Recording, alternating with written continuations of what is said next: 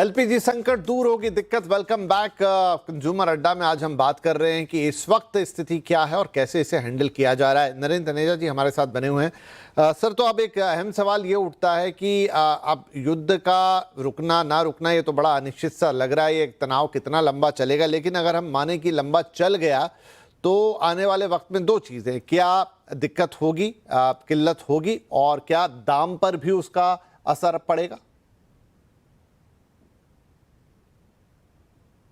अब किल्लत तो होगी और दाम पे भी असर पड़ेगा। अगर अंतर्राष्ट्रीय जब से युद्ध शुरू हुआ है, अब ये बात तो सभी लोग कह रहे हैं भाई यहाँ यहाँ से आप एलपीजी लेके आ रहे हैं, नॉर्वे से ला रहे हैं, कनाडा से ला रहे हैं, अन्य देशों से ला रहे हैं, लेकिन सबने दाम तो बढ़ा दिए हैं।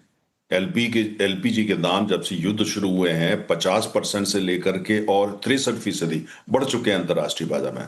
आप मित्र देशों के पास जाते हैं, लेकिन जो दाम है वो तो वही लेंगे। वो जो भाड़े हैं एलपीजी टैंकर्स के, वो सुनाई में आ रहा है दुगने हो गए हैं। और जो इंश्योरेंस कॉस्ट भी बढ़ रही है। तो ठीक है, अभी तो पूरा भारत की सरकार हो या राज्य सरकारें हो, उन सबका फोकस ये है कि उपलब्ध कराया जाए। कंपनियों का फोकस है उपलब्ध कराया जाए। अभी इसकी तो बात ही नहीं हो रही कि उसकी कीमत ज्यादा क्या होगी। उसका अर्थशास्त्र जो है उस पर अभी ध्यान नहीं है, लेकिन अर्थशास्त्र तो अर्थशास्त्र है, आप उसे टाल सकते हैं। आखिर में तो वो आपकी जेब के पास आएगा या सरकार के पास आएगा, किसी को तो देना पड़ेगा। तो इसलिए जो किल्लत, जो यहां तक युद्ध की बात है, युद्ध जो है अभी एकदम समाप्त हो जाएगा ये भी नहीं लगता है, लेकिन बहुत लंबा खिंचेगा ऐसा भी नहीं है कि अमेरिका अफोर्ड नहीं कर सकता। अमेरिका में गैस की कीमतें, तेल की कीमत ज्यादा हो जाए तो अमरीकी लोगों को तो पसंद नहीं है। उनको तो सस्ते ईंधन की आदत है, सस्ते पेट्रोल की आदत है। तो युद्ध बहुत लंबा तो नहीं चलेगा, लेकिन इतना जरूर है कि अब अमेरिका को, ये तो अमेरिका को समझ में आ गया है कि आसानी से उन्होंने जाके हमला तो बोल दिया, उनके स्पिरिचुअल लीडर को मार दिया, उनकी पत्नी, परिवार, सभी को मार दिया, लेकिन अब उनको समझ में आ रहा है, अब ये तो इनके गले की हड्डी बन गया। उनको समझ में नहीं आया अब इससे निकले कैसे। अब सारे काम लेकिन एक चीज इसमें जो पॉजिटिव साइन है वो सिर्फ इतना है कि अभी तक और अमेरिका और इजराइल ने ईरान का जो एनर्जी इंफ्रास्ट्रक्चर है उस पर हमला नहीं करा है। जो उनका मेन द्वीप है जहां से उनका 90% निर्यात होता है, उस पर बमबारी करी है, लेकिन जो एनर्जी का इंफ्रास्ट्रक्चर है उस पर हमला नहीं किया है।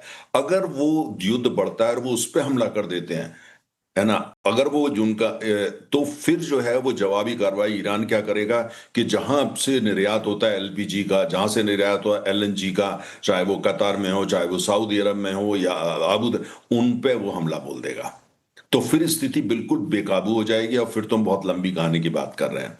लेकिन अभी तक अमेरिका ने ये सूझबूझ दिखाई है कि कम से कम जो एक्सपोर्ट इंफ्रास्ट्रक्चर है एनर्जी का, ईरान का, उस पे हमला नहीं किया। तो चीन वगैरह उसके मेन खरीदार हैं, अंतर्राष्ट्रीय बाजार में भी कुछ जा तो ये, लेकिन मेरा ये मानना है कि हमको, चाहे वो लड़ाई 10 दिन में खत्म हो जाए, 15 दिन में खत्म हो जाए, लेकिन उसके बाद सारी चीजों को पटरी पे आने में, सब कुछ आने में समय लगता है, क्योंकि दोबारा सब चीजें शुरू करनी होगी। खासतौर से एलएनजी, उसको शुरू करने में तो पूरा 10 दिन शुरू करने में लगेंगे कि कोई कतार ने अपना प्लांट ही जो है बंद कर दिया है।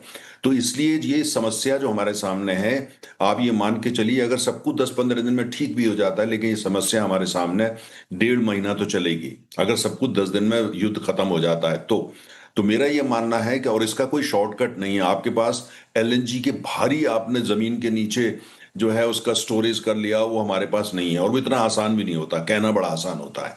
उसको करने के लिए पहले तो उसकी फैसिलिटीज, इंफ्रास्ट्रक्चर बनाना होता है, फिर उसमें इतना एलपीजी जो रखना है उतनी आपको कैपिटल जो है उसको ब्लॉक करना होता है। तो ये इतना सब कुछ आसान नहीं होता। अभी यहाँ प्राथमिकता ये रही कि ज्यादा से ज्यादा लोगों पर एलपीजी ले जाओ। अब ये किल्लत आ गई है तो ये तो समस्या तो थोड़ी रहेगी। इसमें जिम्मेदारी बोध करना पड़ेगा ध्यान से। लेकिन अगर ये, और इसमें जो खासतौर से जो कालाबाजारी करते हैं लोग या होर्डिंग करते हैं, होर्डिंग कौन करता है? जिनके पास थोड़ा सरप्लस कैपिटल है वही होर्डिंग करते हैं, गरीब आदमी तो होर्डिंग करेगा नहीं, है ना। और इसलिए राज्य सरकारों को और समाज को और मीडिया को आगे आकर के देखना चाहिए, होर्डिंग ना हो। ये भी बताना चाहिए ये करना देश के खिलाफ है, गरीबों के खिलाफ, और भी ज्यादा अर्थव्यवस्था के खिलाफ है। तो मुझे, लेकिन ये दिक्कत जो LPG, to be very honest with you, ये अभी हमारे लिए चुनौती है और ये चुनौती अभी रहने वाली है। तो ये देखिए, अब युद्ध की स्थिति है और जैसा नरेंद्र जी कह रहे हैं कि अगर ये नहीं साफ होता है, मामला नहीं क्लियर होता है, तो आगे दिक्कत जाएगी। और 10-15 दिन में मान लीजिए खत्म हो भी जाता है तो महीना 1.5 महीना इस किल्लत को झेलना पड़ सकता है।